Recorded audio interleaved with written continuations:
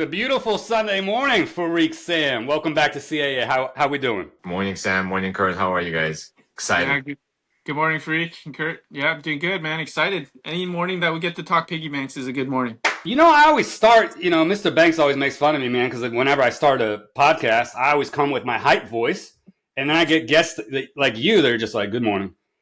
I'm gonna work through them. I'm gonna battle through it, and we're gonna get right into it. We got a lot of topics, of course. When you're back on, that means I've just talked to Mr. Banks for the monthly recap, which means we get to cover a lot of ground, and we're gonna start with drops. Drops. When I was talking to Mr. Banks, I can see him. We do a video chat. I can see him, and although I can't confirm it, I think he's human. That's what I learned. I think he's human, and I learned that he listens. He listens not only, he probably doesn't listen to what I have to say, but he listens to the community. And he's heard a lot of people talk about fairness and transparency. Fairness, transparency. So here he is trying to solve how to be the most fair and the most transparent with everything they do. Here comes EQL a little bit ago. Here comes the revised model with Pikachu, and likely multiple changes coming as he continues to test the market strategy. I'm going to get into it a bit more, but let's start with Pikachu. For those that don't know, the normal drop price is $750.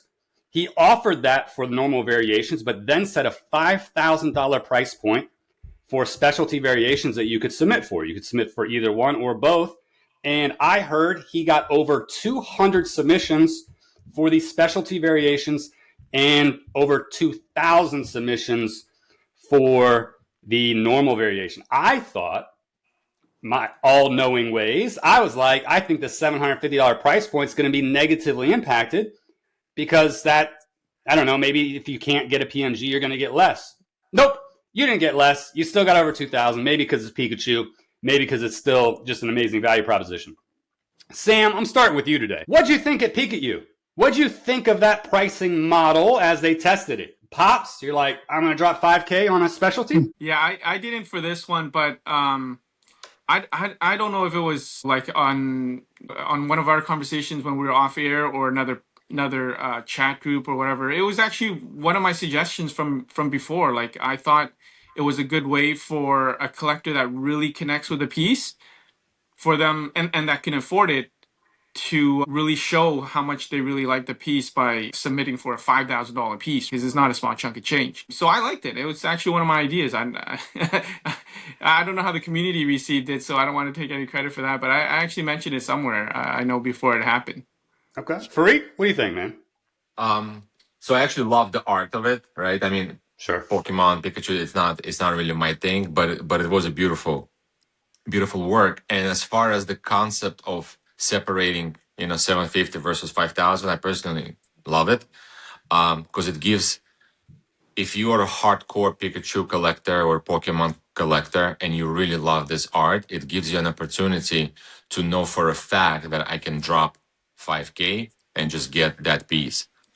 And I actually had an argument in Discord with like a week ago or something, where people were saying that like they don't believe it's the right approach because like they want to spend 750, the hope that they can get that PMG, and it's not fair for them to spend 5,000 on it.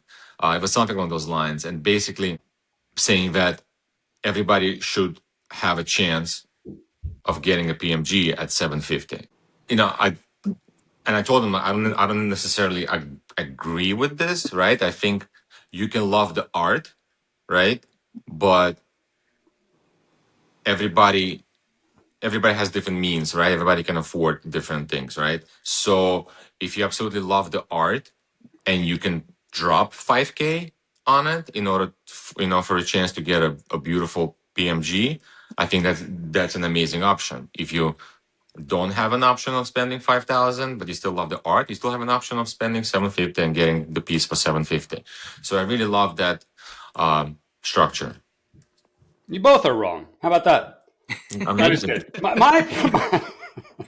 My opinion is, if Mr. Banks is trying to solve world hunger here, first of all. Okay, he's trying to solve how do you appease the world into believing that it is 100% fair, 100% transparent, and 100% everything.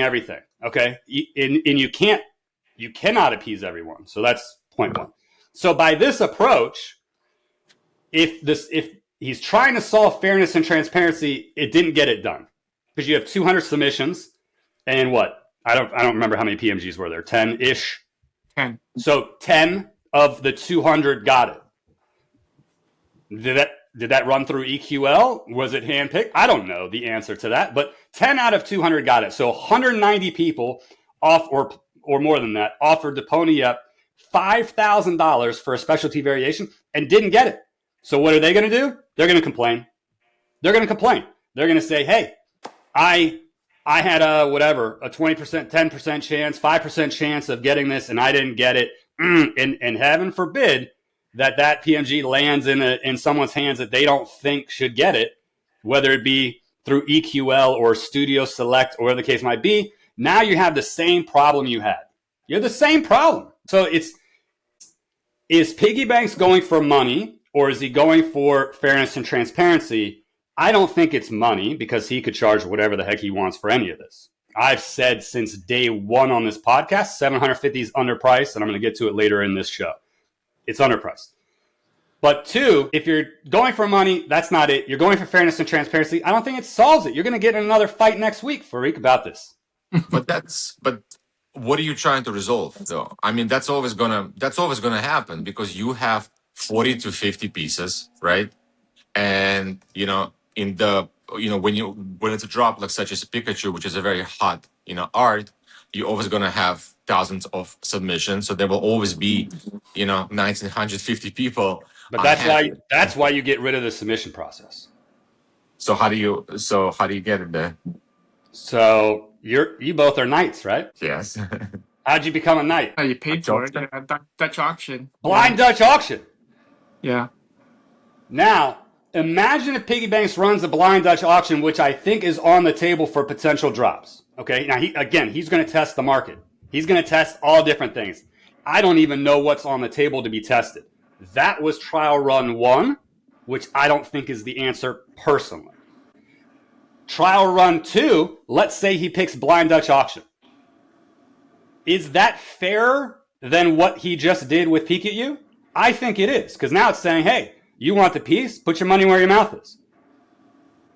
Right? If you want the piece, and the top 50 are going to get it, and let's say he throws PMGs in there. Okay, so it's 50 people are going to hit, and here are the 50, because the website now has 50 variations. Shout out new website, by the way. 50 variations. So there's 50. I'm going to throw them all in a ball. I'm going to do a blind Dutch auction. Top 50 bidders pay the 50th bidder price for those that don't know how the blind Dutch auction works. So if you bid $1 million, second person bids 500K, the 50th person bids 5,000, everyone, the 50 to first person, pay $5,000 for the piece.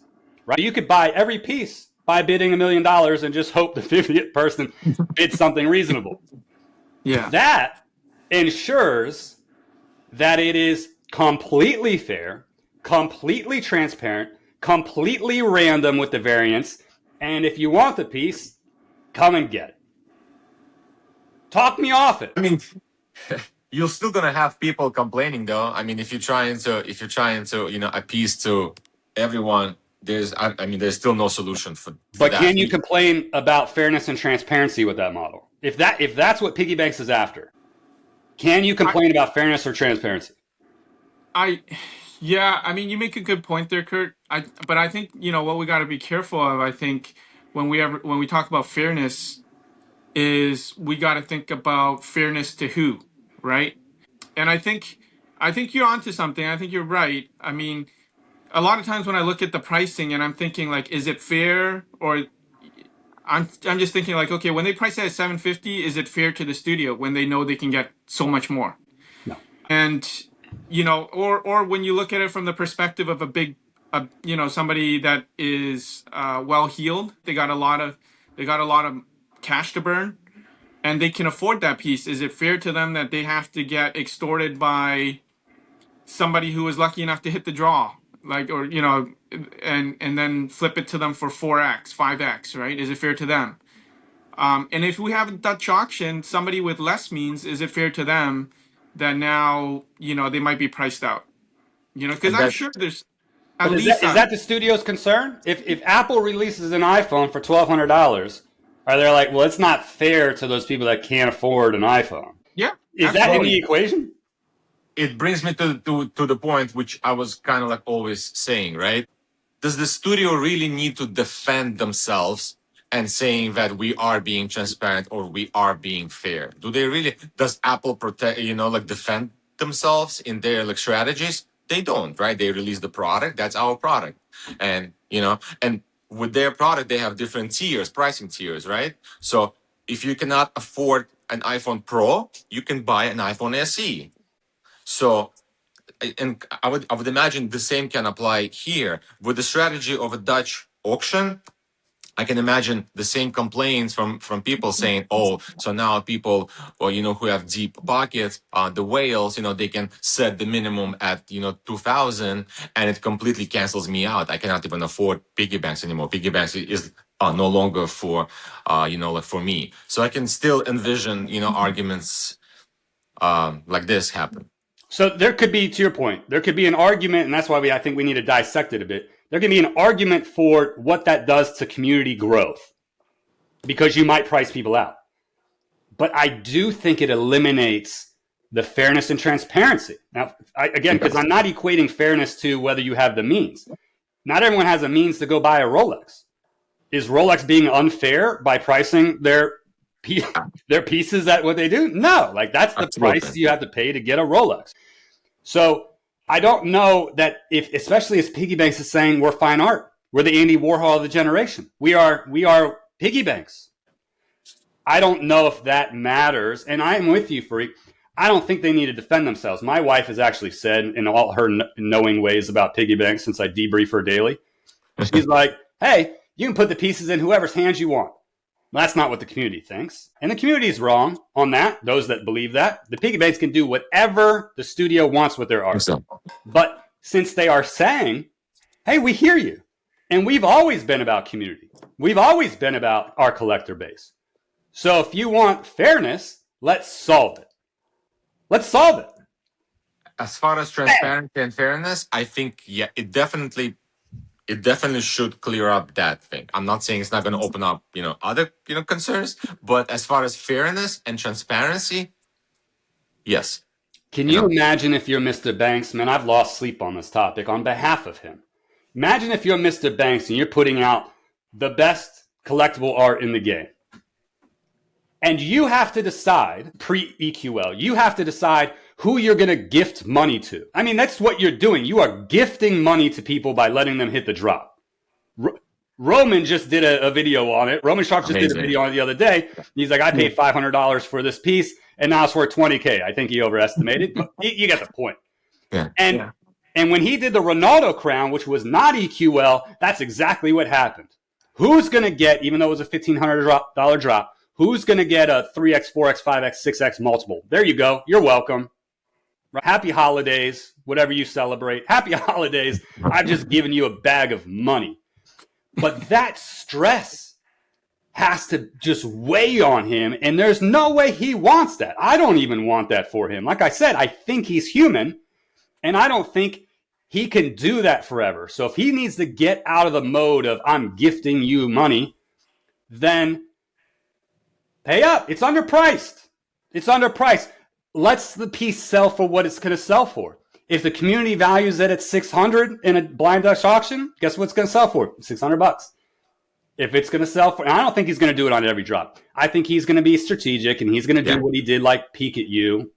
Let's sell a Pikachu piece and test the market. He's going to pick a banger.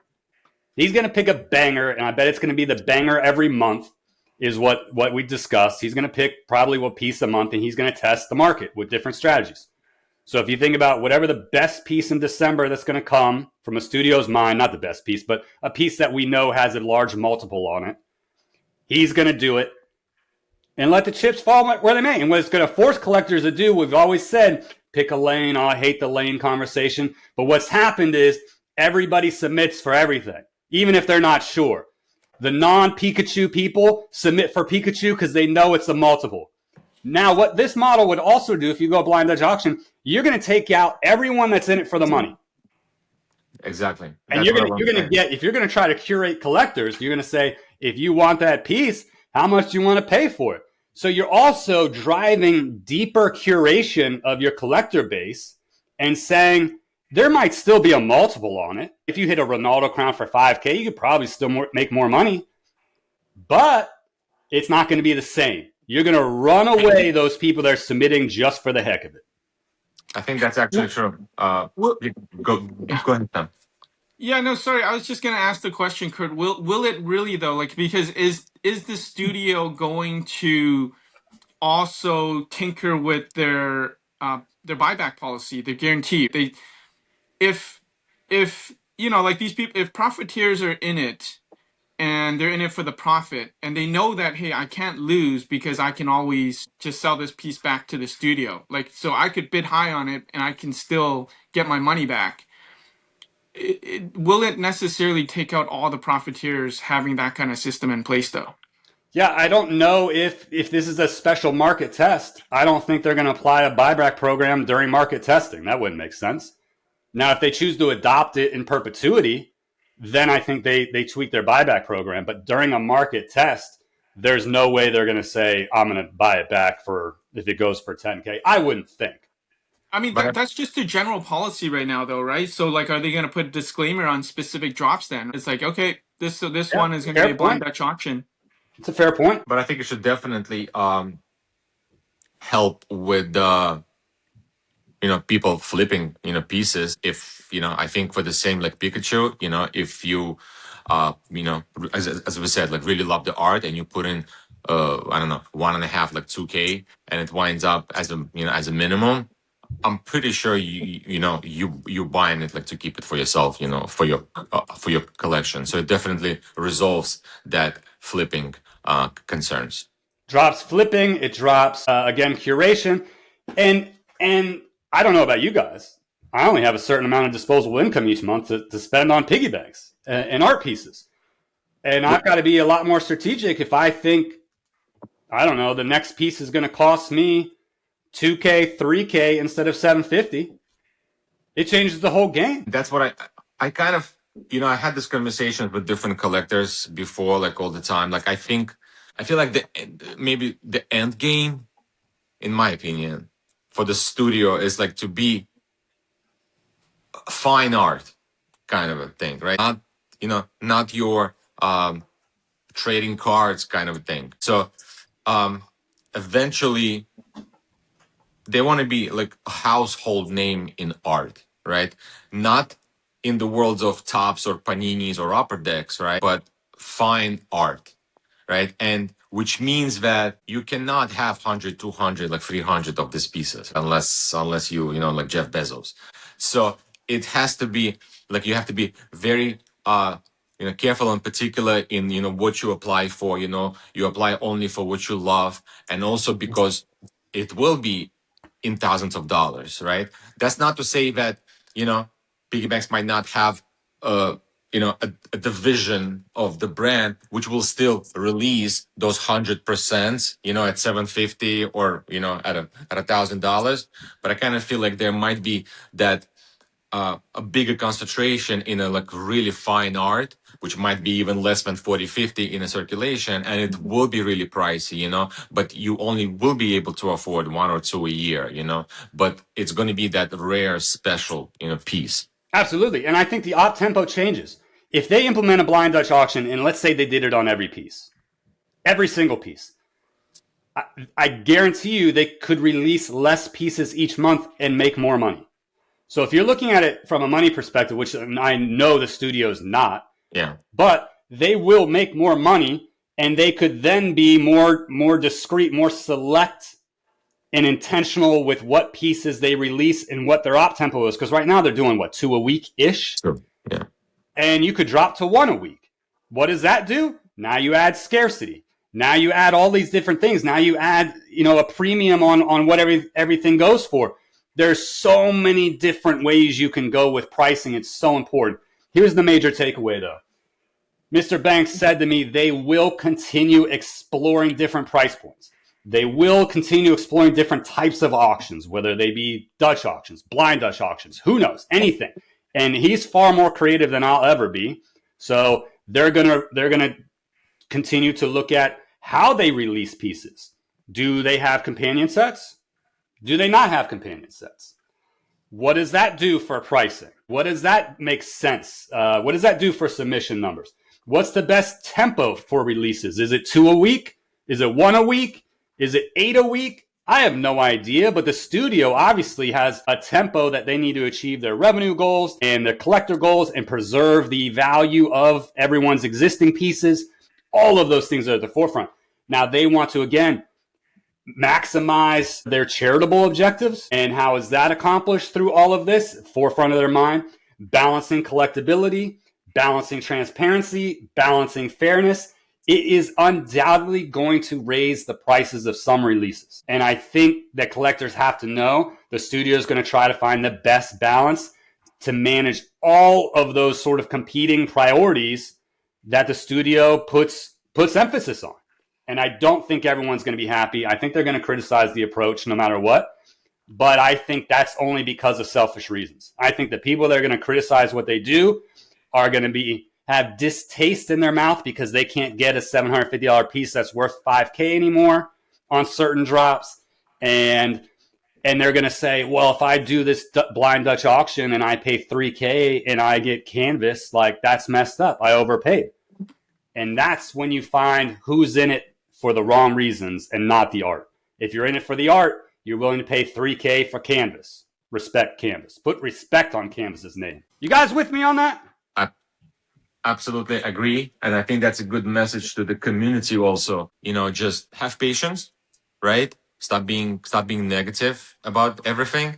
But also, and again, I don't know if it's a popular opinion, right? But like, it's not for everyone, in my opinion. Like, I don't think it's for everyone, right? Especially maybe down the line once, start playing with prices. And as you said, even if tomorrow, even if that Pikachu drop would be $2,000 each, piece, it would still sell out. It would still sell out in seconds, regardless. So because of the beautiful art. So just have patience, let the studio figure it out, but also at the same time, just stop constantly, complaining about those prices, that this is wrong, that is wrong, this is not fair, this is, the whole point of, I agree that the studio doesn't have to defend themselves or justify anything. The fact that they're even doing that already speaks volumes, in my opinion. But just, let them cook, let them figure out, whatever is the best way. At the end of the day, not everybody will like it, but it's for the best of the larger part of the community. Here's my hottest take of the day on this topic. And Mr. Banks and I did not discuss this, but I thought about it and we didn't talk about it. Is their pricing strategy will change the entire art sector. Now, we know on this channel, I cover all sorts of artists at all different price points from whatever. Sugar Addicts has pieces that are like $2K. And you've got Girl Dad designs that are selling for $80. And you've got everything in between. The way PiggyBanx prices this, and PiggyBanx, we all will acknowledge, has made this sector what it is. They've paved the way, as we talked about, for people to sell at $250. I think you said that last time, Sam. The reason why these artists can come in and sell pieces for $200, $250 is because PiggyBanx paved the way. That said, my belief is PiggyBanx can also taketh away. And what I mean by that is, if they price this a certain way, if they wanted to, if their objective was, I'm going to shut these other studios down, some of them, they could do it. Because it is a fact that most consumers have disposable income and they have a limit on disposable income. And if you start forcing collectors to say that we're spending $750, let's say they did one PiggyBanx drop a month, $750 a month. And I'm going to spend another $400 on other pieces. And I'm going to buy a artist A and an artist B piece and one PiggyBanx. Now, if you need to spend $2K to get a PiggyBanx piece, What have you just done to those other studios? What have you just done? You've essentially cut out their legs from them. You've cut them out because now collectors need to decide, am I going to go for those two other studios? And this is why PiggyBanx, I think, needs to be careful. Not that I need to throw caution at them, but here it is. If you price it poorly, then what's going to happen is it's going to make the other studios stronger. If you go way up here, if you say, hey, our regular drop is $100,000 and our PMG is $500K, then guess what? Everyone's going to go buy these other artists. But if you price it precisely and you disrupt the market and you say, I'm going to price it right here, whatever that looks like, and then you're going to force collectors to put away their money to get that, these other studios are in trouble. I'm going to say it right now. I think some of those studios are going to be in trouble. What are your thoughts on that? Does PiggyBanx pricing impact other studios? I think it definitely does. I don't know if it's going to put those studios out of business. I'm looking at it from the perspective, like, I hear what you're saying. Like, if I spend more money chasing these pieces that I really love, I'll have less money to spend on other studios. But I feel like a majority of us, I shouldn't say a majority, but a lot of us actually already do that. Like, if I miss a piece that I really connect with, I'm out in the secondary and I'm paying that 4 or 5x for it already. I'm probably going to be spending more money on secondary than if they do implement this Dutch auction. I feel like, the pricing that I pay in the secondary a lot of times for that initial FOMO is probably going to be even more than, what the clearing price might be. So you don't think that's going to hurt other studios? Well, it hasn't really hurt. Like, from my perspective, I have bought other pieces just because I connect with the art itself, Sure. right? Sure. And I have spent secondary on a lot of pieces that I missed that I didn't get, and a ton of money on it. But it never stopped me from, if I connected with another piece at $200 or $300 or whatever, I've done it. So I don't know if it actually affects that purchasing decision. Okay, Fareed. Fareed's going to So agree with me, Sam. Heads up, he's going to agree with me. No, so if I have, $2,000 to spend a month, right, on my hobby, let's say, right, I think I'm gonna be careful in the way I spend it. Right? Like in my case, it's easier because I collect only PiggyBanks, but there are other people who can collect PiggyBanks and they collect different artists also. Sure. So I can see that how it starts playing into their like decision making. Okay, so but to me, it's always like I would rather spend 2,000 on one beautiful art that like really speaks to me, than have 4 or 5 pieces in this like 2,000. It's going back to my example from the last one of the like Tudor watches and Rolex, right? So I would rather have just one of that special one that I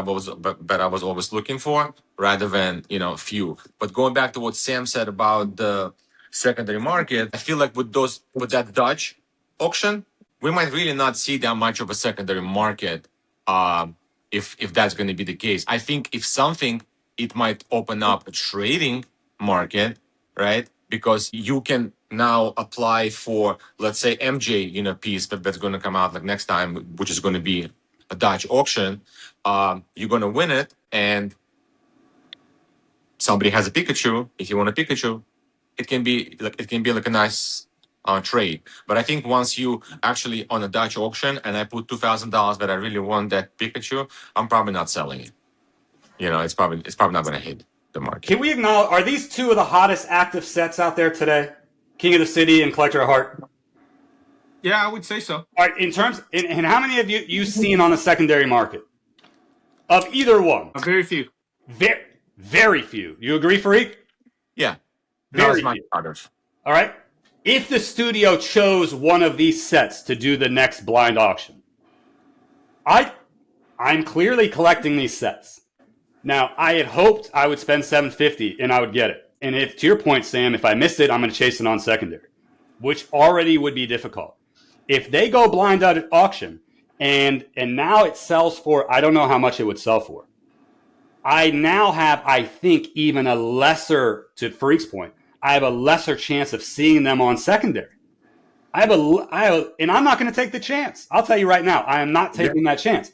I'm going to put in a bid that I'm comfortable paying, whatever it is, and I'm going to hope and pray to whoever I pray to that I'm going to hit it. And if I don't, I'm in trouble.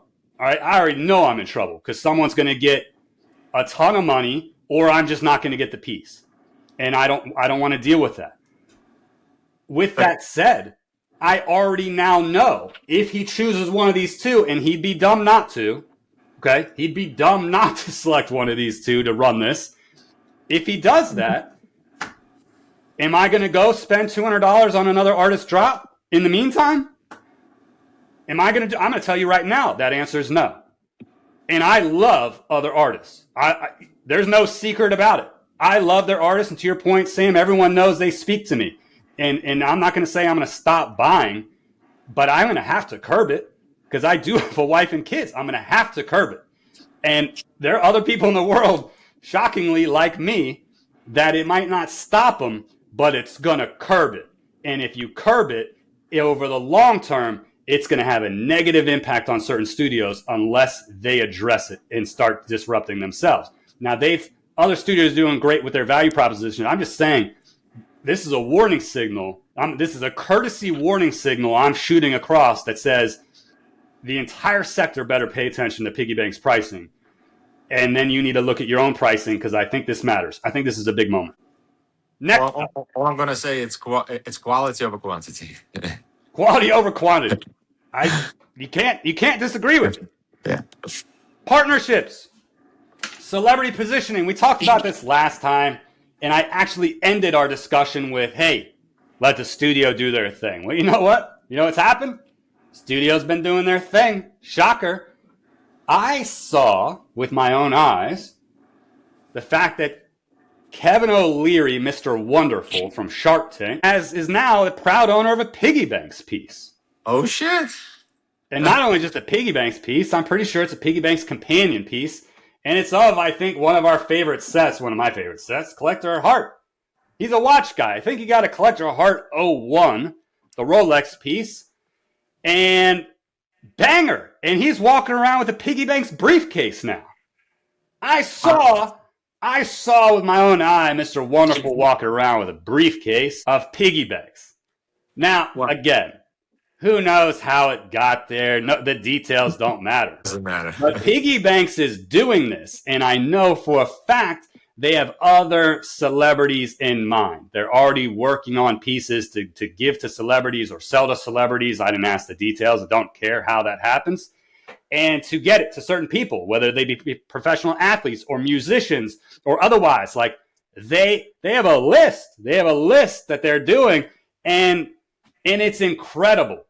Here's the question for the two of you. One, I mean, what's your reaction? And then two, is that the right way to go about partnerships in your opinion? Is it just getting pieces to people? What do you think of it? We talked about it briefly the other time, but we didn't pull the string. I love I mean, we were talking in the community, for a long time. Imagine, when Mr. Wonderful gets, gets this into his hands, right? And I mean, that's an amazing piece, right there. Collector at Heart 1, like to the watch guy. I think it's a massive outreach, right? Obviously, when when you have your creation in the hands of somebody like Mr. Wonderful, it opens up all kinds of doors for you. If Mr. Wonderful puts it on his, IG, that significantly opens up like your doors as a startup, brand. And, for now, PiggyBanx is still a startup, brand. It's not a household name yet. So people like Mr. Wonderful, if you can put it in the hands of Tom Brady, he's a collector. Mark Wahlberg, right? Steve Aoki, like they're already working with Aoki.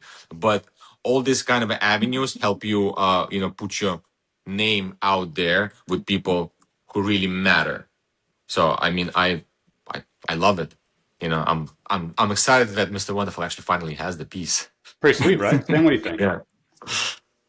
That is exciting news. Yeah, no, I mean, I think yeah, you're right. We had this conversation offline a little bit last time, and I think if done right, and which it seems like they're really intentional right now on, the partnerships, like the one with, Steve Aoki.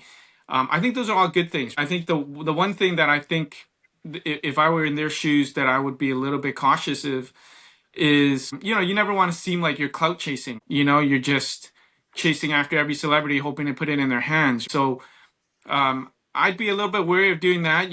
That gives that appearance. It might damage the brand more than it helps. But the way that they're doing it, very intentionally, like you said, like, hey, because Mr. Wonderful is a watch guy, it's like, look at this beautiful piece. Let's get it in his hands and have him notice it, and maybe there's a partnership down the line somewhere, right? So I'm excited about it. I mean, you definitely need to bring those celebrities on board, do partnerships, and really expand that reach and really grow that base. So I'm excited about those opportunities. And it doesn't have to be celebrity also, right? Like their collab, like with the of Valair. That was an amazing, collab also, brings PiggyBanx name into the sports world as well. So, and there can be like thousands of other, companies where those partnership can really, make an impact. I think you nailed it right there, Farik. You stole my line. I think collaboration is the answer. I think you try to partner with the Rolexes and Louis Vuittons and Nikes and whomever. And, I'd have a member of the PiggyBanx army just doing that. Like, hey, man, you're our strategic partnership guy, like our business development guy. Like, go off and get these agreements, right? Travel around with a PiggyBanx briefcase and do your thing. These pieces landing in people's laps. I'm going to pick on Roman for a moment because I know Farik likes them. The Roman videos are fun, man. They're fun. But I don't think it does anything other than it might add a collector or two here to PiggyBanx. It certainly widens the exposure. Okay, like that's what it does. But that's it. And there's something to be said for that. That's cool. I mean, I know a lot of people have said, well, I know at least 3 people said they got into it because of Roman, right? They were watching his stuff and off they go into PiggyBanx world. But the same might happen if Lewis Hamilton posts it or if Mr. Wonderful posts it. You might add a collector or two here or there. What's going to move the needle are collabs. And I'm excited to see what PiggyBanx does. I think all their partnerships are going to be incredible. I do think they have potential partnerships and collaborations in the future to elevate the game. And I think the studio's shooting big. I mean, I continue to be hyped about it. I know it's kind of old news, but it's not old news. The more pieces you see land here, only goodness can come from it. Only goodness. Third topic, gentlemen. Secondary market is in focus. I've always said, don't pay attention to the secondary market. I've said it to all artists. I don't care who you are. Stop paying attention. PiggyBanx doesn't stop paying attention, and that's okay. In this instance, I think it's okay. I even said, I think in our discussion, PiggyBanx should pay attention to the secondary market. It's sharply in focus. It's sharply in focus, more so than I thought it was. What do you guys make, before I talk about what Mr. Banks and I talk about, what do you guys make of the Bacon Lovers Discord auction and eBay sales? We've heard a slight leniency in terms of policy. That's a loose term. Policy on eBay selling. What do you guys make of all this secondary market action? I think it's fun for the community when we have these auctions, but I think it's also true at the same time that too much of a good thing isn't always good. So I think because we're running it like once every 2 weeks, I think it is, twice a month or whatever it is. You run out of pieces to sell on there, and you run out of buyers, and not everybody is on those discords. So I think some of those auctions, some of the prices that we see, myself personally, I've gotten a lot of bangers on there for cheap, or for myself anyways, what I consider cheap. And I don't know if that helps the market, like sometimes I think it might crush confidence, right? Because people see a piece sell for like $1,100 that they thought was worth $2,000, or that maybe they bought for $2,000 secondary, only a month ago. So I don't know. I think it's fun, but I think it could also hurt confidence of some of the newer collectors as well. Freak? I hate eBay, right? I'm just gonna say it, right? I hate seeing PiggyBanx pieces on eBay. Like it like I just don't feel like it belongs there, right? And like Zach, always brings up this, this example. How many times do you see fine art being sold on eBay, right?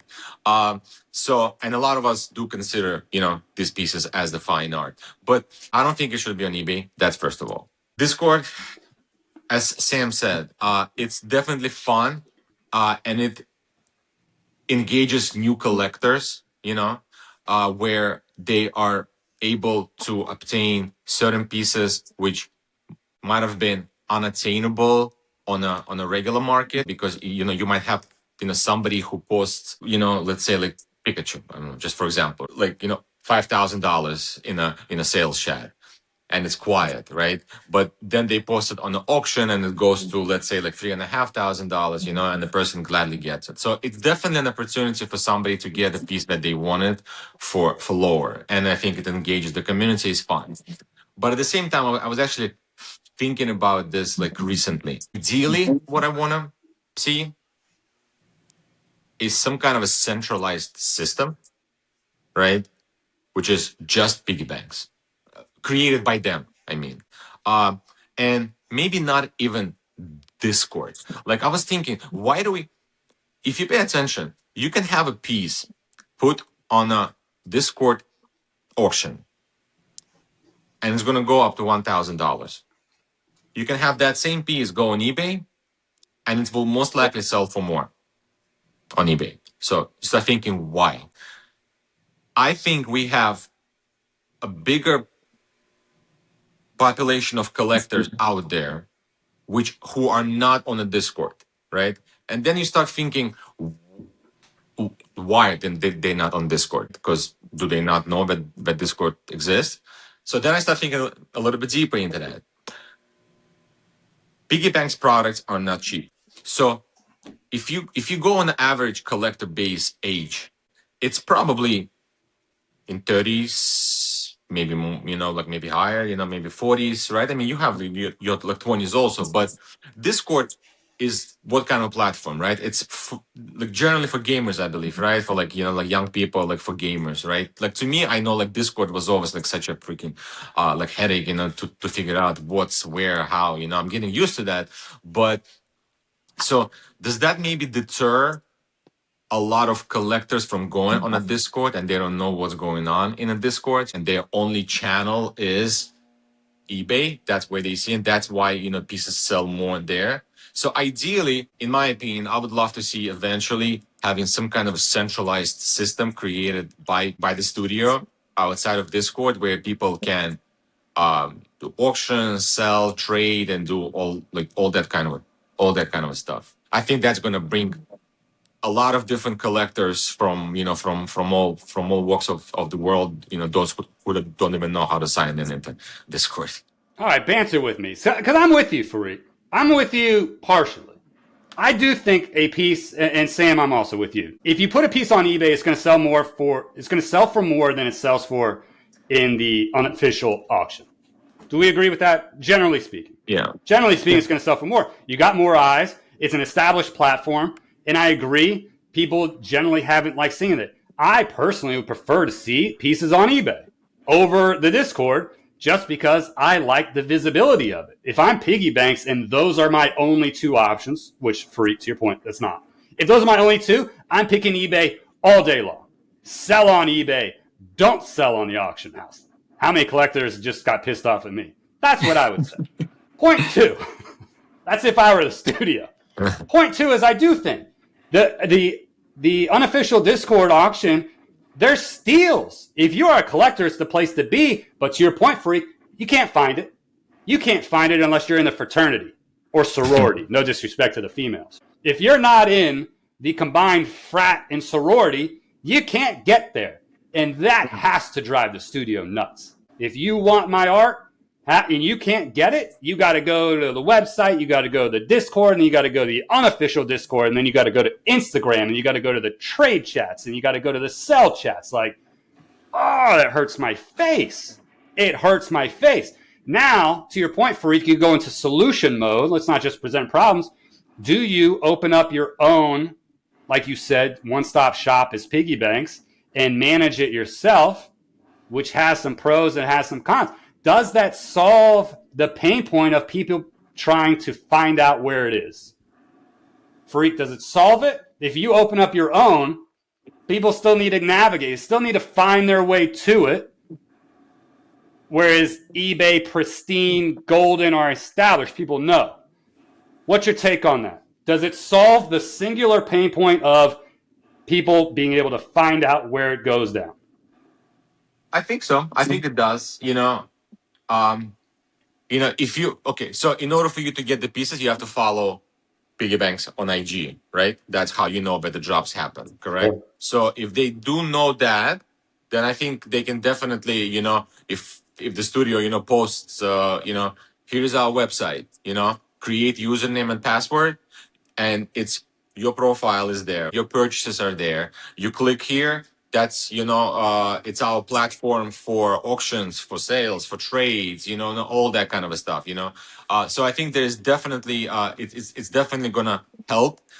Anybody, like everybody can use. As I said, if you can buy a piece on their website, then you will know how to log in and create an account and all that kind of stuff. It's because it's much easier than figuring out how Discord works. And as you said, like eBay, and I know you're saying like eBay is this and that, but like even with the recent, like Probstein, like Nightmare, right? And Probstein, I mean, there were a lot of pieces there, a lot of PiggyBanx pieces on Probstein, on eBay were being sold, right? And people were always saying like shield billing, shield billing. So as a brand, I don't want my name to be associated with the, Sure. with this. Fair. Sam, what do you think? Yeah, I mean, I can see Fareek's point. I think one of the things that I think about, in thinking about like, and I think I had a discussion with Tony on Discord about this before, just, privately. I had the same thought. It's like, why don't you guys control that process of people selling and trading, and have it more centralized so it's transparent to everybody? Like, why don't you guys build something into your website? But I think, as I sat back and thought about it a little bit more, it's like, do I really want the studio to kind of divert their attention from the art, the experience, and everything else that they do well to try to create this system for us to trade and sell and then to monitor? And not only that, but it brings liability to the studio. Like, if somebody gets scammed, in one of these trades, or, somebody's disgruntled about a specific transaction, whether they might hold the studio accountable or feel like they should hold the studio accountable for that. So I can see the merits of, trying to centralize it and doing it all in-house and keeping it off eBay. But fact of the matter is, eBay and Golden and all these other, sites, they already have an ecosystem that's built out that can accommodate that. And so as collectors, it's just easier for us to go there if we chose to and sell our pieces there. And it's transparent. Like you said, that's the great thing about eBay is that, you can see what the clearing price of any piece that was bought and sold was. Or right? you split the difference. Have PiggyBanx outsource it to a third-party web, company to handle all of their secondary sales. That's not eBay or Pristine. There are a ton of options that they can sponsor it, but it not be, to your point, Sam, take away from the day-to-day functions, because that logistics nightmare would be just that. It would be a nightmare. It'd be an absolute nightmare. They can't do that. They'd have to outsource it or hire an entire department just to run their own eBay-style secondary market, which maybe they'll do. The point here is, though, I think they're working to solve it. I'll be curious to see how they do it. And I think this is the only studio out there capable of pulling an Apple. And what I mean by that is when you release the iPhone, what do? You shut down sales of cameras and calculators and flashlights. You shut it all down. Like, I think they can do that. I talked about the impact of pricing on other studios, which I think is real. And here, you can shut down the secondary market. And you can just take it all in-house if you wanted to. I think they can do whatever they want. I don't know how they're going to solve it, but they're going to solve it. And I don't know. I would just be mindful of everything. And I'm with you, Sam. I think what's happening in the community right now is all well-intentioned, and it's backfiring. I think it's hurting the brand more than it's helping the brand. But it's helping collectors get pieces at great prices. But is that what the studio wants? I don't know. Yeah, I kind of agree with you on that. Like, I don't like to see prices go so low. And I mean, it from a selfish perspective, it's nice to buy some of these pieces that I've been eyeing for, a long time. But just, never found the opportunity, and I'm getting it for a really good price. But, it's just like you don't want to see your favorite brands go on fire sale. Like people just, oh, I'm getting rid of it at whatever price, $600. And when you feel like that really should be $2,000, even though it's nice for somebody to nab that deal, you still don't want to see that for the brand, right? Because you hold it to really high esteem, right? So, in that regard, you want it to go high, not so much because you want to sell it at a very high price. Maybe you hold that piece yourself, but because that you really feel the value of your favorite brand is more than what people are paying for it. Yeah. And well, so it hurts the pride a little bit. Yeah, those circles, this fraternity is too small. It's too small. The Discord auction's too small. I don't care what anyone says. If you try to continue to sell pieces to the same 100 people every other week, it's not going to work. Yeah. The prices will just continue to go down in perpetuity. It's just a fact. No one's going to talk me off that. But I think it also goes back to what we were saying from the beginning, where ideally we don't want to see a lot of secondary sales, right? Correct. Ideally, you want to create the system or the mentality where pieces land for whatever the price it is, right? They have, as you said, they have to find that sweet spot or whatever. But that sweet spot where once I buy this piece, that's it. It's in my hands. I love it. I'm not gonna sell it. That's it. I might, Sam might approach me and say, "Hey, bro, I have this piece and I really want yours. Can we see if we can make a deal? Maybe, do a trade." Yes, But I feel like if we have that different mentality and we start buying for actually enjoying it and owning it, that's when you going to pretty much resolve, the issue of sales. It would be crazy. Imagine if PiggyBanx did, whether they did it in-house or they outsourced it, if they did run a blind Dutch auction for a piece, let's say Pikachu. Let's say they did it on blind Dutch auction. And then they published what the top 50 bids were without names in the sales history. So you see the Pikachu sold for, what would it have sold for? What would your guess be on blind Dutch auction? What would Pikachu have gone for if you mixed normal and specialty into one bucket? Ooh. 1.5, 2? What do you think, Sam? I think it would have been more than that. Yeah, if you're talking about mixing in like the PMGs in there too. Mix it in. But then think about that experience also, though, right? Let's say if the clearing price was $3,500, somebody paid $3,500 because they thought, oh man, I have a shot at a PMG as well, and then they don't get that PMG. Think about that experience, though, right? It's like you do feel a little bit of a loss. But that's got to go into the bidding process. I'm willing to pay $3,500 for the worst variant. That has to be you're right. Whatever your fear is, whatever your belief of the worst variant is. Yeah, that's what I'm willing to pay for it. That has to be the mentality. But there is no worst, like the worst variants right now, though. I mean, like with the new printing, with the way, the way the image goes. Thank you for the precursor, right? Which is, I gotta tell you, I want some. I said it last time. I want regular, normal, more than most PMGs. Most. I'm not saying some. I'm saying most. Like diamond, I think looks amazing on anything. Okay, that's one of those, I think, just universal. But when you get into some of these other ones, like the sherbet or I don't know, I'm just making stuff up, or even some rubies or some sapphires, like if it's on the wrong piece, it's not going to hit right.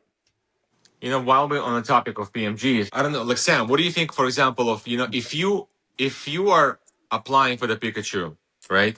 $5,000 PMG. Yeah. Do you want to have an option of what PMG it is?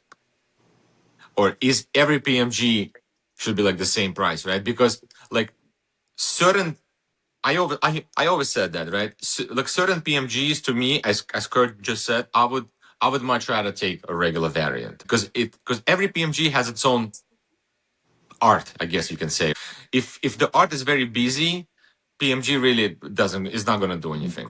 The cleaner the art, like for example with the Pikachu piece, the better the PMG aspect like looks on it. But then in the same way also, you know, there can be like all kinds of different like designs. So it would be nice to have an option, you know, like I would prefer, you know, you don't necessarily, you know, get it, but sort of like I would prefer to have, you know, Sherbert in this particular piece.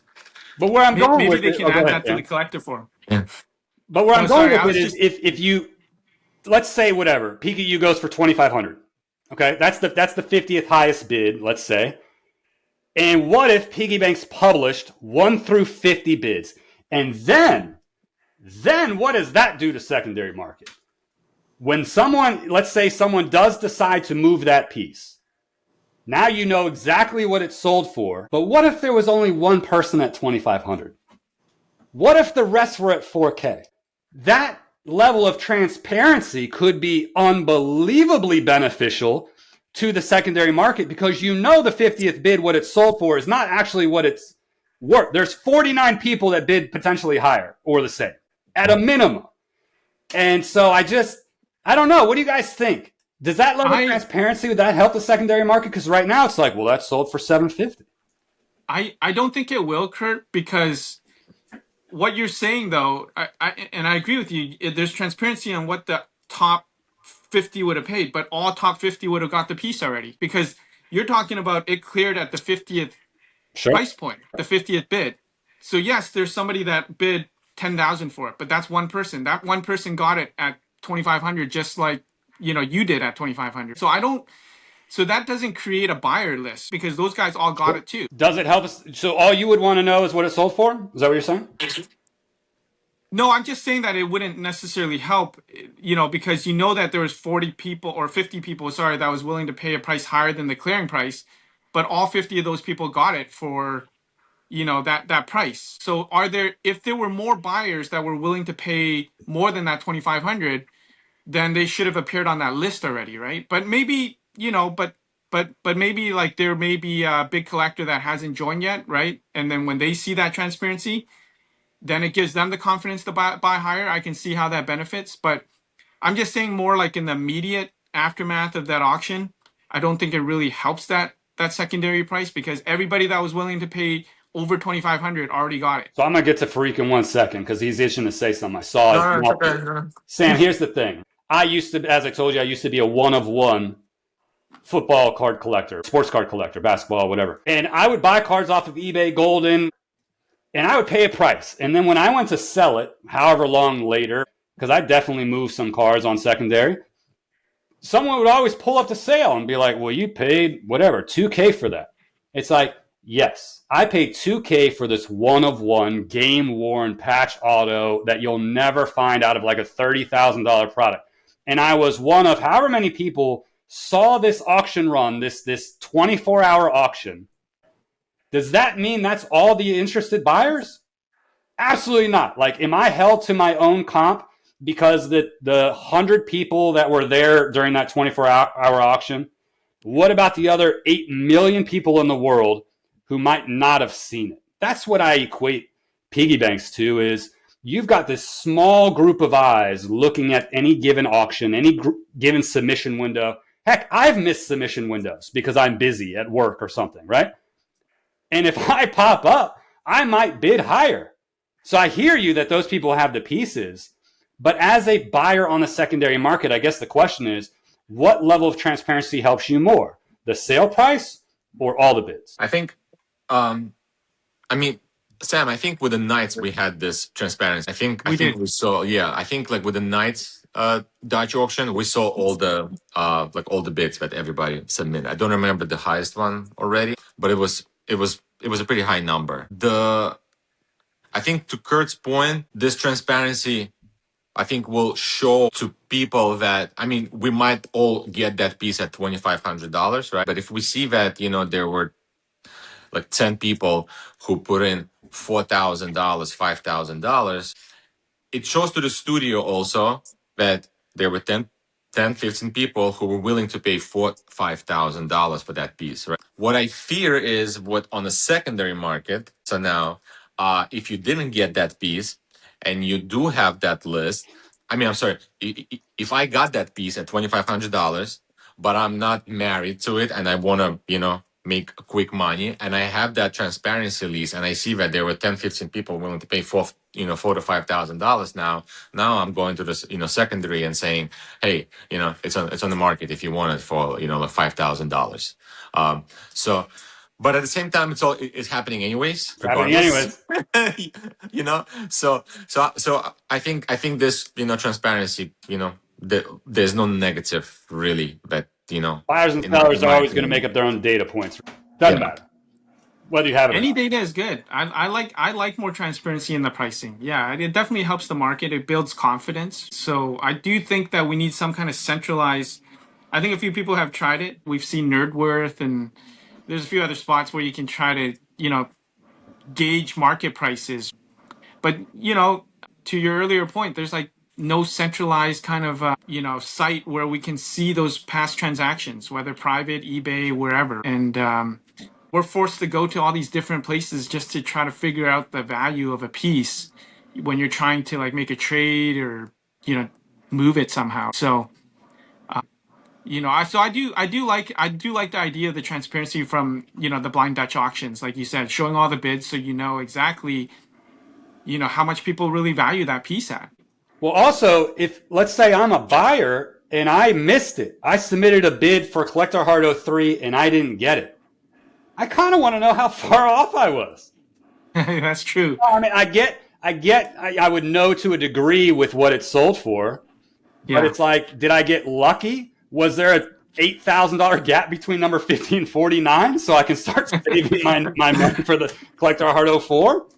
I don't know. I mean, as a studio, I almost wonder, I bet they'll be selective with it, obviously, if it's in their benefit in showing, and I think they'll show it. But imagine that the top 49 bids were 10K and one came in at 25. I bet they'd want to share that because I bet the next auction goes higher. I don't know. That's actually mine. Because you might think that, oh my God, like I barely maybe made it, so the next auction I have to, got to bring my A game. Yeah, it's very true because even for our Knights bid, I've had people talk to me afterwards like, oh man, I should have bid more than that, or people who came into the game afterwards that weren't around for that Knights Dutch auction. They would say to me like, oh, I would have totally paid more than that. So, so you're right. Like, it does build confidence for the next auctions coming up, right? Like if they were to do it again, I bet you that price would be much higher than we got in at. 100%. 100%. All right, two more topics, I think. Lucky Sam. Next era. We talked about it last time. In fact, that was the theme of it. Designs are underway. Construction's in process. New form factors. Maybe I saw some stuff, guys. They're breathtaking. I'm just going to say it. I'm not going to say anything about it. I'm not at liberty to say anything about it. Other than they're breathtaking. I can't. They scream fine art. You talked about it, Fareed. Fine art. I've always said from day one, the actual art looks like fine art. The form factor does not. Right? You can call it a thick boy all you want. It's a phantom display, right? Thick boy, thick whoever. This isn't gender specific. Just a thickie. No. It's the same thing. Trash sports cards come in. 100%. And I don't like it. And when I talked about it with Mr. Banks last time, he's like, hey, we're going to solve this. I'm like, right. I'm sure, whatever. You're going to, I don't know, sprinkle something on it, some dust and make it look cool. Nah, man. Nah, they did something different. And the other thing is, what I like most about it is in a copycat kind of world for the people that are in the camp that this is an industry largely of imitators or whatever the case might be. And we all know that when innovation happens, people do jump on, as they should. I don't know if other studios can crack this one. That was my biggest takeaway. My biggest takeaway was, all right, I can knock off a thick boy, phantom display, whatever you call it. I can do that tomorrow in my bedroom. Shout out Mr. Banks 3 years ago. I can do it tomorrow.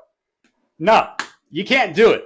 What's happening at the PiggyBanx studio that I like to see is that when you start building a war chest of resources, Apple style, once Apple starts making profit, like duck and cover, because now they're going to just continue to outpace themselves. And then it becomes a two-horse race, Apple and Samsung. That's what's happening right now. And I don't know if there's another horse with the war chest that can keep up, because they are not going to be able to replicate what I saw. Point one. Point two is, yes, before I was speculating that, okay, this is all part of the startup era and all the pieces are going to, you got money bands and now it's going to be kind of combined with these other ones, that there's all part of the startup. Like, definitively, yes, fine. You might have a different little banner at the top. The label, a money band is different than label 2, which is different than label 3, which is different than back 1 and back 2. Nah, man, they're all going to look like prehistoric dinosaurs. Damn. They're all going to look, that's what I mean. Like, these pieces are ancient. They're ancient. I don't even know what to make of it, man. I'm just blown away. And I'm, like I said, I'm mostly inspired that I don't think anyone can touch it. And if I'm a collector or investor, or the case might be, I don't want it knocked off. And I don't think anyone's going to be able to touch it. And I don't think even if they got their hands on it, they can touch it. It's one of those things like, don't let a warring country, an unfriendly country of the United States, get their hands on some military devices, right? So they can reverse engineer. Wow. Even if they did, I don't know if they can mess with it, man. What's your take, Fareed? Oh, God. Besides the fact that I'm super excited, I keep hearing this. I actually had a conversation with Jason, One Lucky Piggy, a few days ago, and we were just, talking about this. The concept of, I told him, like, knowing, the way that, Brad and Studio and Cody are, when you look at this, fig boys, as you call them, right? Because I was just a few days ago sitting and having one in my hand and looking at it, and I'm looking at this rubber bands around the acrylic piece and this, fig boy, and then I was trying to put it into the acrylic, like shoebox, and I had a hard time, closing the lid on it. And I'm looking at it and I'm like I know the whole this thing really irritates Studio, because I gave you example before how they're very particular about the experience, the custom experience. Trying just to wrap my mind around what it even can be, I can't. I have no idea what it is, but I'm just so excited knowing that they're working on this like something which is completely going to revolutionize the market and going to take them away from this trading, card into the fine art gallery, era. I'm super excited about this. I cannot wait. Sam, what's your take? Yeah, I'm staying with Fareed. I'm very excited, and I think Fareed touched on really important point about PiggyBanx and why they're so successful, because they're hyper focused on that experience. And what gives me so much confidence about PiggyBanx is that because of their hyper focus on experience, right? Even the finest details about like how those darn lids don't don't come out like smoothly, like if they're too tight. Like every detail they're worried about, and that's what I want to see a company that I am supporting and that I'm bullish on doing. Like I want them to constantly innovate that experience. Any area that can be improved, they recognize it and they're working on improving it. So those things like that they're doing, it's exciting because it's new, but it's also because I know they're doing it with the intention of improving the experience that we all as PiggyBanx collectors feel and chase that feeling. And yeah, and I'm looking forward to the day that they really truly become fine art just in the galleries and stuff. But at the same time, I am also aware that fine art isn't in everybody's homes. Like there are going to be some people that are left behind, and I worry about that future because I've met a lot of people in this community and with various different means, and we're all in the same place because we love PiggyBanx, you know, and what it's brought to our life. And you know, so when all that changes, I'm also cognizant of the fact that that community may change as well. Unless, as I said, maybe, you know, the decision will be to have, you know, kind of like two divisions. Right. There's one division who's concentrating on a fine art, you know, aspect of things, and maybe there's, you know, they're still gonna leave, you know, the part where, you know, once a week they're gonna have, you know, those, you know, like typical drops which we are accustomed to. This is the only part of the conversation that confuses the heck out of me. And I haven't talked about it with Mr. Banks. It's coming. He'll watch this video, I think. And I'd be like, we should have brought it up. Fine art and collectible art. Are they the same? Because I don't think they are. When I look behind you, Sam, I don't think you're collecting fine art. That's not to imply the art isn't fine. Okay, so don't misunderstand what I'm saying. It is gorgeous art. When you have 1,000 of them lined up, you selfish jerk, then one would be inclined to call it collectible art more so than fine art. When you walk into a gallery, they've got like one piece in the room or one on each wall, and you're like, whoa. This, I don't know. You're skirting this line, which is why I tend to go with Farik on this is, what's the company trying to do? And that's the only part of the strategy I haven't fully comprehended yet, just because I haven't asked the question. If we're fine art, that's this path. If we're collectible art, I think it's a different path. You can't really combine them. Now, can you break off the company into two segments and have this collectible art way and a fine art path? Yes. But right now, I'm personally confused by the narrative of calling it fine art right now and looking at people's collections. They don't jive to me. What's your take, Farik? Yeah, I think once we're in a fine art stage, we're not going to be able to, you know, look at, you know, Sam's background and see 50 of those fine arts there. It's going to be impossible, I think, you know, because of it's going to be likely a very low pop, and it's likely the price tag is going to be like different, right? So to what I was saying in the beginning, the mentality of, you know, quality versus quantity, you know, right? It's not about, you know, how many pieces I have anymore, you know, but I have that one piece. Like me personally, for example, I don't know if it's right or wrong, right? But in the last month, I'm having a much bigger concentration on a 400%. As a matter of fact, I would love if there would be an option to buy just 400. Because right now we have 100 and a companion set. What if I don't want a 100? What if I want to get just 400? And I just came to this realization, which is, I mean, it's always in front of me when I look at my pieces. But I was looking at one of the pieces, and I looked at the 100, and then I looked at the 400, and I'm like, I mean, wow. The art looks so much better on a 400. Everything is so much more clear. You can see all the fine details and everything. So like I really want to concentrate on collecting more 400% because of what I just mentioned.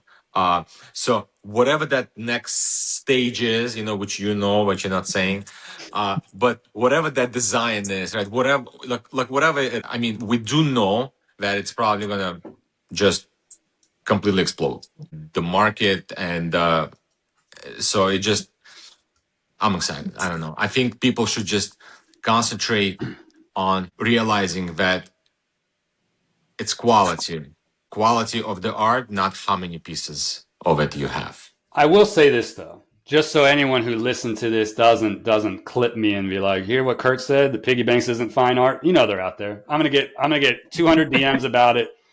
You're always gonna have those. I'm gonna have to walk it back and be like, that's not what I said. You gotta listen to the whole thing. Here's what I'm gonna say. Mr. Banks specifically said, I don't remember the timeline, don't quote me, 10, 20 years. He wants every piece to, at minimum, sell for 10K. Not that he's releasing, I'm talking about pieces in your collection today.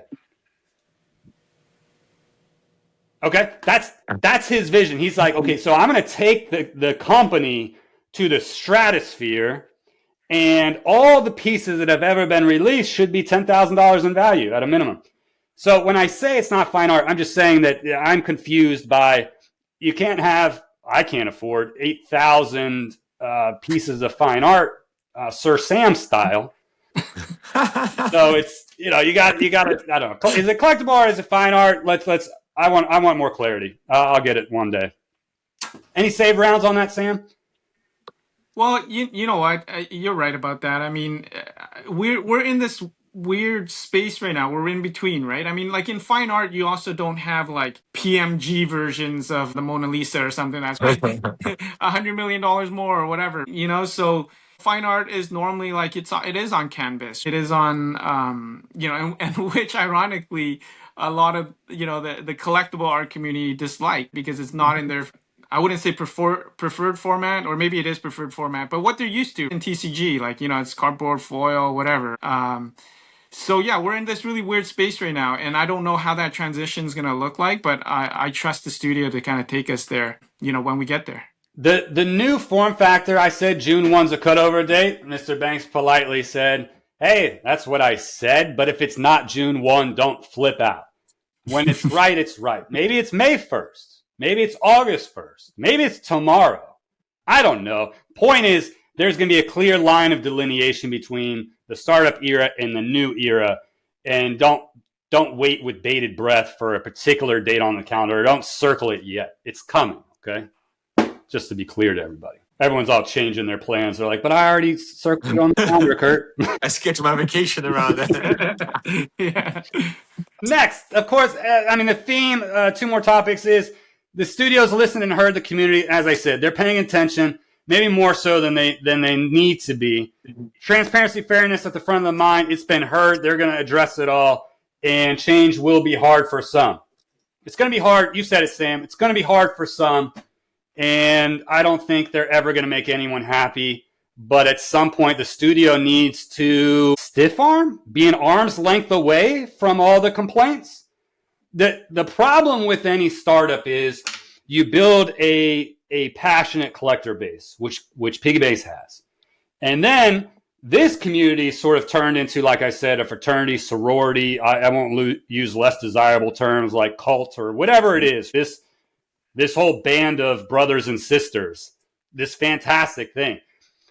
But a lot of those people still have those ins with Mr. Banks and those direct comms and the line. Man, it's just, and then new collectors and then OGs are saying, we want this. And new collectors like, that's not fair. And man, the infighting, we talked about it. There's some toxicity and there's this craziness, and the studio's in the middle of it, dodging these bullets and complaints. And I think they're going to take a step back.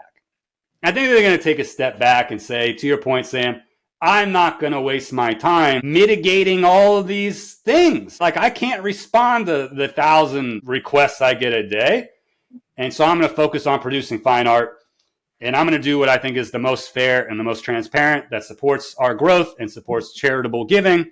And I hope everyone likes it. That's the right answer, isn't it? Yeah. I think it's the right answer. I think, as you said, like OGs. I mean, OGs just want to see PiggyBanx succeed, right? A lot of, mainly a lot of OGs want to see PiggyBanx succeed. They have, a lot of them do actually see, PiggyBanx as someone who belongs in a gallery. I think, if I want to, close this.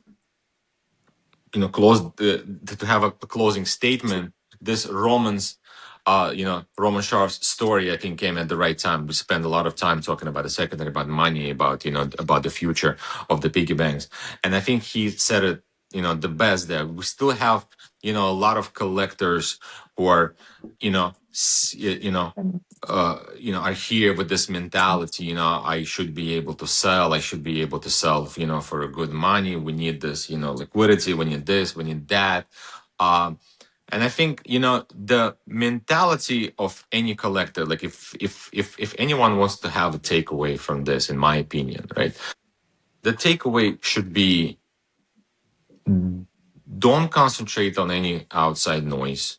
Don't involve in any, BS conspiracies or conversations, what's fair, what's transparent, what's this, what's that. Concentrate about yourself, worry about your pocket, your means, buy what you love.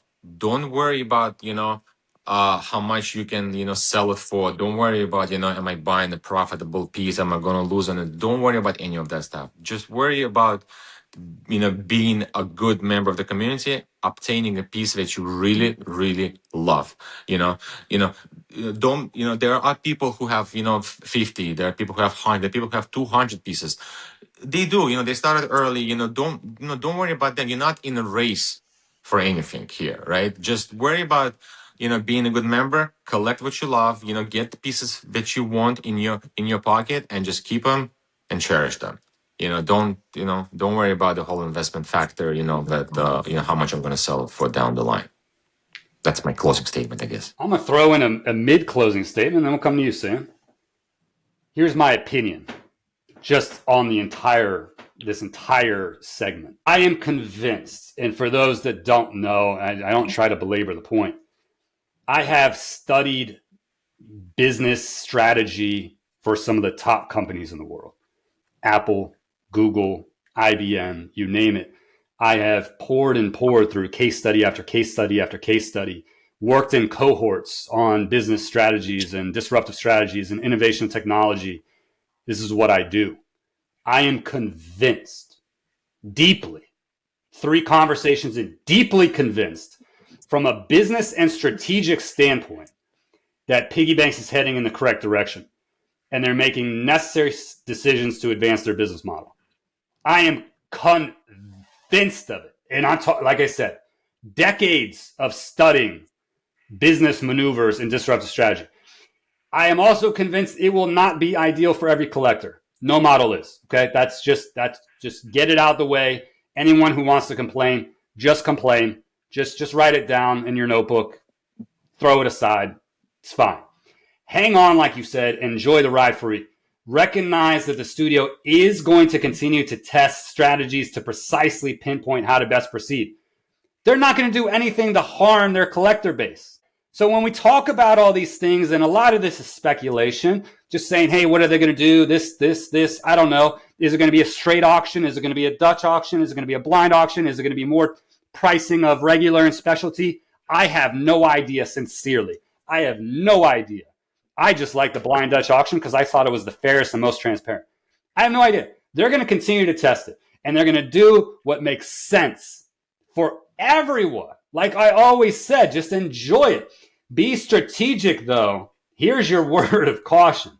Be strategic with what you choose to pursue and appreciate every piece you're fortunate to hit from this studio. You have to get that mentality right now. You have to take it. Roman said it on his video. It's like hitting the lottery. Sam, how many times you hit the lottery? I'm not talking PiggyBanx lottery, which is clearly 1,000. How many times you hit the actual lottery? 0, I assume. 0. Farik? 0, I assume. You have to get the mentality to enjoy every piece. You're not going to hit it. Be strategic.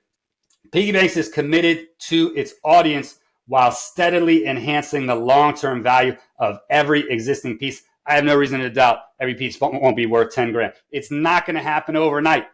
It's not going to happen overnight. If you're in this for the right reason and enjoy the art, these are going to stay on my mantle for a decade or two at a minimum. And when that time comes, I do believe they will be worth $10,000 a piece. I do believe that. And I do consider these fine art, like I said. Just take it out of its form factor, because some of my rubber bands have snapped, by the way. My daughter took it out and the rubber band snapped, and I was like, I bet Mr. Banks would lose his flipping mind. Shit, absolutely. He saw my rubber band snap. But some of these are in there and they have no rubber band. It's crazy. That won't be the case moving forward. I do think, like I said, word of caution to the other studios. I think they've had freedom in moving up their prices sort of without any concern. I think this is a time for them to get strategic as well. I think they need to think about how they disrupt their own segment of the market and be mindful and continue to push value propositions, because what's coming for PiggyBanx, duck and cover. He can pull an Apple moment. I think he can shut down Discords. I think he can shut down PiggyBanx on eBay. I think he can change the entire market segment with one flick of the switch, and it's just when he chooses to do it. Sam, what are your thoughts? Yeah, you know what? I wouldn't put anything past this studio. They're, you know how highly I regard them. So I'm really excited about everything that is to come with them. But yeah, I mean, the whole thing about putting the other guys out of business. I don't even care about that. I just care about PiggyBanx. Like, I just want to see them put the best art out. And deliver the best experience, and and that's what I'm looking forward to. Can't wait for the future. All love, my friends. We'll do it again sometime. Hour and a half on the dot. Well done. We'll talk soon, gentlemen. Appreciate your time as always. Thank you, Sam. Thank you, Kurt. All right. Thank you guys, man. Out here.